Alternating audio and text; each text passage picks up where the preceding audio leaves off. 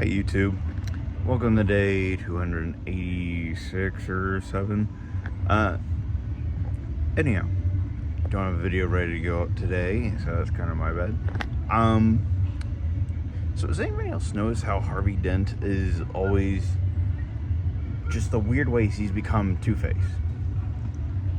Because Batman animated series is the more traditional route of the comics where he gets acid splashed in his face in the middle of the courtroom. And then again, in Batman, actually I can't take that back because I haven't been rewatching animated series. Thus far, Two-Face has not come along yet. But Batman Forever, I do know for a fact, it follows the comic book thing where somebody throws acid right on his face.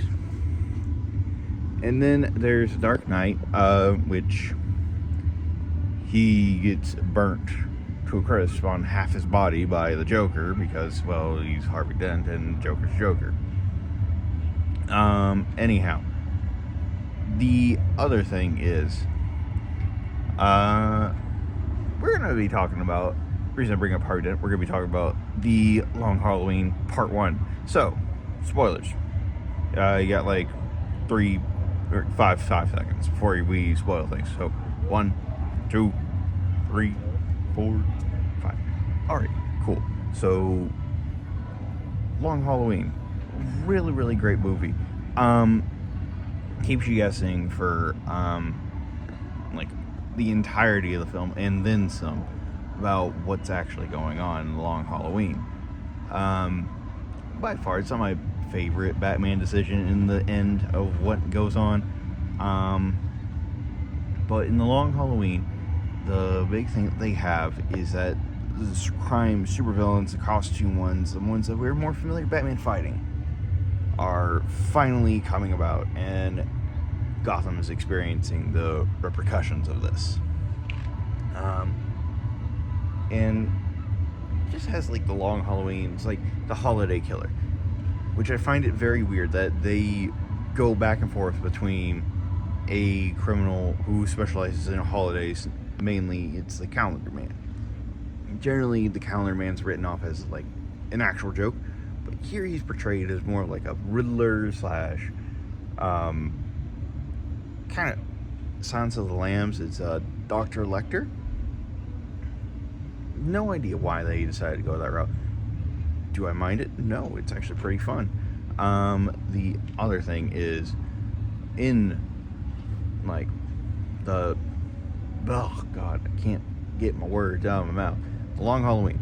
In this Long Halloween, you see Harvey Dent and Batman working together to try and figure out who the holiday killer is, because they're taking out mob associates and mob people that are going to the police for plea deals and everything else, and they're trying to get those plea deals a little bit revoked. And that's kind of brought up as like motive. It's like, oh, these guys are talking to us, or they're mob related, because all the deaths that happen are related to the mob, and there's like no real correlation between them other than the fact that they are the mob. And in part 2, they really get into like what happened, and I think part 1 ends with the character you expect to be like the killer, only to turn out he's not the killer, and he's actually like pretty much a bystander throughout the entirety of the thing, which you don't really expect, because I expected him to try to take over the family business. I'm not going to say any more about it because it is a pretty good one, but I'm not going to say any more. And then we get introduced to a whole myriad of other characters, and really the Long Halloween is like such a great Batman film because it feeds into the thing of Batman's the world's greatest detective, or one of the two. There's some debate whether or not Detective Chimp is a little bit better, and there's like a couple other, because it's Detective Comics. Well, Detective Comics mixed with Action Comics, because that's the two that make up the DC currently. Which all the comics, or rather, in the Long Halloween, it is a mix of action and detective work, and it's like the perfect blend between the two comics, I feel like. But yeah, Long Halloween, super good, and because it is getting close to spooky season, I really wanted to talk about Long Halloween. I actually am rewatching it. It's nice. Probably throwing out a couple of things. When I say rewatching, I mean I'm going to watch it right after this video.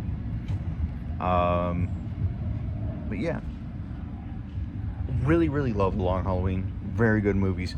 There's 2 of them, part 1 and 2.